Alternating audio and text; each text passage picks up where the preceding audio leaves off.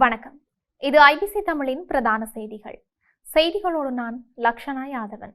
முதலில் தலைப்புச் செய்திகள். ஆட்சி மாறினாலும் தமிழர்களுக்கு சுதந்திரமில்லை. கிளிநொச்சியில் ஸ்ரீதரன் குற்றச்சாட்டு. இலங்கையில் நடந்தது இனப்படுகொலையே, வடகிழக்கு சிவில் அமைப்புகள் கண்டனம். எகலியகொட போலீஸ் பொறுப்பதிகாரிக்கு பிணை. மாயமான $2.5 மில்லியன் தொடர்பான அறிக்கை.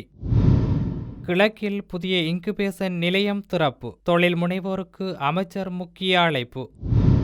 அரச பேருந்து முச்சக்கர வண்டி விபத்து. உலக சுற்றுச்சூழல் தினம் கிளிநொச்சியில். ஏனையின் வீதியில் சிரமதான பணி. விவாத போட்டியில் கிண்ணியா நகரசபை முதலிடம். தொடர்பான விரிவான செய்திகள்.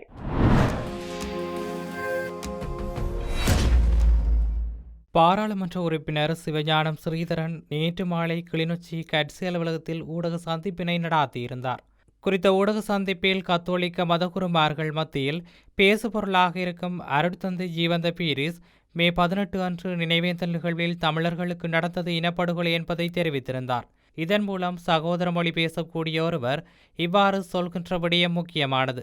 நல்லிணக்க ஆணைக்குழு முன்பாக மிகவும் துணிச்சலாக 14,60,000 பேர் இறந்த மற்றும் காணாமல் போனமை தொடர்பாக மன்னார் ஆயர் இராஜப்பூ ஒரு அறிக்கையை சமர்ப்பித்திருந்தார். உயிர்த்த ஞாயிறு தாக்குதல் தொடர்பாக பேசி வரும் கர்தினால் மெல்கம் ரஞ்சித் ஆண்டகை தமிழர்களுக்கு நடந்த அநியாயங்களை பற்றி பேசவில்லை.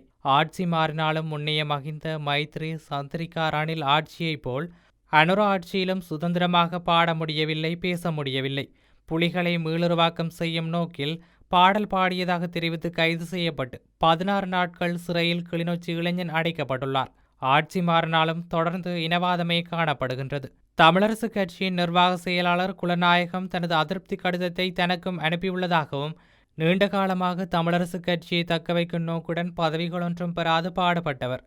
பாராளுமன்ற தேர்தலின் பின்பு கிடைக்கப்பட்ட தேசிய பட்டியல் ஆசனத்தை ஒரு ஆண்டுக்கு வழங்க வேண்டும் என நான் அரசியல் குழுவிடம் பிரேரித்திருந்தேன். கட்சி பிரச்சினையை கட்சிக்குள்ளே தீர்க்க முயற்சிப்போம் என அவர் மேலும் தெரிவித்திருந்தார். இலங்கையின் பேராயர் மெல்கம் ரஞ்சித் அவர்களுடைய ஊடக பேச்சாளர் அண்மையில் தெரிவித்த கருத்து தொடர்பில் நேற்று வடக்கு கிழக்கு சிவில் அமைப்பு பிரதிநிதிகள் தமது கண்டனங்களை வெளியிட்டுள்ளனர். இலங்கையில் இடம்பெற்றது இனப்படுகொலை அல்ல, அது பயங்கரவாதிகளுக்கு எதிரான யுத்தம். அதிலே பயங்கரவாதிகள் தான் கொல்லப்பட்டார்கள், பொதுமக்கள் எவரும் கொல்லப்படவில்லை என்ற கருத்திற்கே தமது கண்டனங்களை பதிவிட்டிருந்தனர்.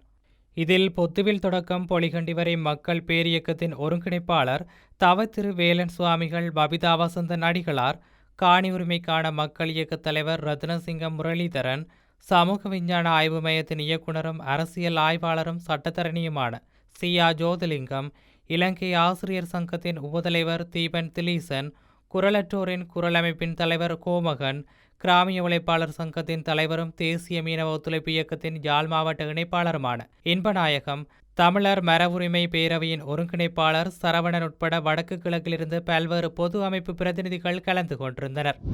இரத்தினபுரி பிரிவு குற்றப்புலனாய்வு பணியகத்தினால் கைது செய்யப்பட்டு நீதிமன்றத்தில் ஆயர்படுத்தப்பட்ட எகலியகொட போலீஸ் நிலையத்தின் பொறுப்பதிகாரி நிபந்தனையுடன் கூடிய பிணையில் விடுவிக்கப்பட்டுள்ளார். சந்தேக நபர் அவிசாவளை நீதவான் நீதிமன்றத்தில் நேற்று ஆயர்படுத்தப்பட்ட போதே இந்த உத்தரவு பிறப்பிக்கப்பட்டுள்ளது. பொறுப்பதிகாரி தலா 10 லட்சம் ரூபாய் பெறுமதியான 3 சரீர பிணைகளில் விடுவிக்கப்பட்டுள்ளதுடன் அவருக்கு வெளிநாட்டு பயண தடையும் விதிக்கப்பட்டுள்ளது. அத்துடன் முறைப்பாட்டாளர்களுக்கு பாதிப்பு ஏற்படுத்தக்கூடாது எனவும் உத்தரவிடப்பட்டுள்ளது. மாணிக்கக்கல் ஒன்று திருடப்பட்டமை தொடர்பான முறைப்பாடொன்றின் விசாரணையினை தவிர்த்த குற்றச்சாட்டில் அவர் கைது செய்யப்பட்டார். சட்டவிரோதமான முறையில் சாட்சிகள் மற்றும் சந்தேக நபர்களுக்கு சொந்தமான பணத்தை வலுக்கட்டாயமாக பெற்றுக்கொண்டு விசாரணை நடவடிக்கைகளை அவர் தவிர்த்துள்ளதாக தெரிவிக்கப்படுகின்றது. இதனால் பாதிக்கப்பட்ட இருவரால் எகலியகொட போலீஸ் நிலையத்தின் பொறுப்பதிகாரி மற்றும் போலீஸ் பரிசோதகர் ஒருவருக்கு எதிராக தேசிய போலீஸ் ஆணைக்குழுவில் செய்யப்பட்ட முறைப்பாட்டிற்கு அமைய கிடைத்த உத்தரவின் பேரில் இந்த கைது இடம்பெற்றிருந்தமை குறிப்பிடத்தக்கது. ஆஸ்திரேலிய நிறுவனம் ஒன்றிற்கு செலுத்தப்படவிருந்த $2.5 மில்லியன் தொகை இணைய மோசடியாளர்களின் கைக்கு சென்றமை தொடர்பான பொதுத்துறை சேரியின் அறிக்கை அரசாங்க நிதி பற்றிய பாராளுமன்ற குழுவிடம் சமர்ப்பிக்கப்பட்டுள்ளது. குறித்த குழு நேற்று கூடிய போது அந்த அறிக்கையை அனைத்து உறுப்பினர்களுக்கும் வழங்க நடவடிக்கை எடுக்கப்பட்டதாக அதன் தலைவர் ஹர்ச டிசில்வா தெரிவித்தார். இந்த அறிக்கையை பரிசீலித்து அடுத்த வாரம் இது தொடர்பாக நிதி செயலாளருடன் கலந்துரையாட உள்ளதாக பாராளுமன்ற உறுப்பினர் ஹர்ச டிசில்வா மேலும் கூறினார். பொதுத்துறை சேரியினால் இந்த அறிக்கை அரசாங்க நிதி பற்றிய பாராளுமன்ற குழுவின் தலைவர் ஹர்சடி சில்வா வீட்டிற்கு அனுப்பி வைக்கப்பட்ட போது அவர் அதனை பொறுப்பேற்க மறுத்து நேற்று முன்தினம் திருப்பி அனுப்பியிருந்ததாக குறிப்பிடப்படுகிறது. குறித்த அறிக்கையை தனது வீட்டிற்கு அல்லாமல் பாராளுமன்றத்திற்கு சமர்ப்பிக்க வேண்டும் என கூறி அவர் அதனை திருப்பி அனுப்ப நடவடிக்கை எடுத்திருந்ததாக தகவல்கள் தெரிவிக்கின்றன. கிழக்கு மாகாணத்தில் தொழில் முனைவு, புதுமை மற்றும் நிலையான பொருளாதார வளர்ச்சியை ஊக்குவிப்பதற்கான இங்குபேசன் நிலையத்தை தொழில் முயற்சியாளர்கள் முழுமையாக உபயோகிக்க வேண்டும் என தொழில் முயற்சியாண்மை அபிவிருத்தி அமைச்சர் சுனில் கந்துனெத்தி தெரிவித்தார். கிழக்கு பல்கலைக்கழகமும் விஞ்ஞான தொழில்நுட்ப பீட தொழில்நுட்ப பூங்காவில் கிழக்கு பல்கலைக்கழகத்தின் சேவை மற்றும் உதவி மத்திய நிலையம் நேற்று வியாழக்கிழமை விஞ்ஞான மற்றும் தொழில்நுட்ப அமைச்சர் பேராசிரியர் கிருஷாந்த் அபேசேன மற்றும் கைத்தொழில் மற்றும் தொழில் முயற்சியாண்மை அபிவிருத்தி அமைச்சர் சுனில் கந்துனத்தி ஆகியோரால் திறந்து வைக்கப்பட்டது. இதன்போது உரையாற்றிய அமைச்சர் சுனில் கந்துனத்தி இவ்வாறு தெரிவித்துள்ளார். தொழில் முயற்சியாளர்களின் எதிர்கால கனவை நனவாக்குவதற்கு தேவையான தொழில்நுட்ப அறிவை வழங்குவதற்கான நிலையமாக செயற்படவுள்ளது.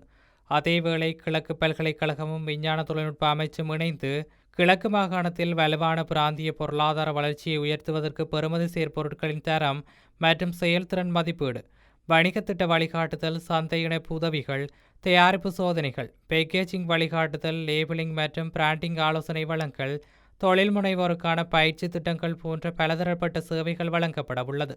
கிழக்கு மாகாணத்தில் உள்ள தொழில் முயற்சியாளர்கள் தமது உற்பத்தி பொருட்களின் தரம் மற்றும் ரசாயன உள்ளடக்கம் தொடர்பான ஆய்வுகளை மேற்கொள்வதற்கு அதிகளவு பணம் செலுத்தி கொழும்பு போன்ற பிரதேசங்களுக்கு சென்று ஆய்வுகளை மேற்கொள்ள வேண்டிய சூழ்நிலையில் இவ்வரசாங்கத்தினால் 3வது இங்குபேசன் நிலையத்தினை கிழக்கு பல்கலைக்கழகத்தில் பல மில்லியன் பெறுமதியான நவீன சாதனங்கள் மூலம் பலதரப்பட்ட சேவைகள் வழங்கப்பட உள்ளன. இங்குபேசன் நிலையத்தினால் பெறுமதி சேர்ப்பொருட்கள் உற்பத்தி செய்வதற்கான ஆலோசனைகள், தொடக்க நிலை நிறுவனங்கள், இளைஞர் தொழில் முனைவோர் மற்றும் சிறு மற்றும் நடுத்தர நிறுவனங்களை மேம்படுத்தும் மையமாக செயற்பட உள்ளதுடன் புதிய தொழில் முயற்சியாளர்களை உருவாக்குவதற்கு பாரிய சேவை வழங்க உள்ளது என்றார்.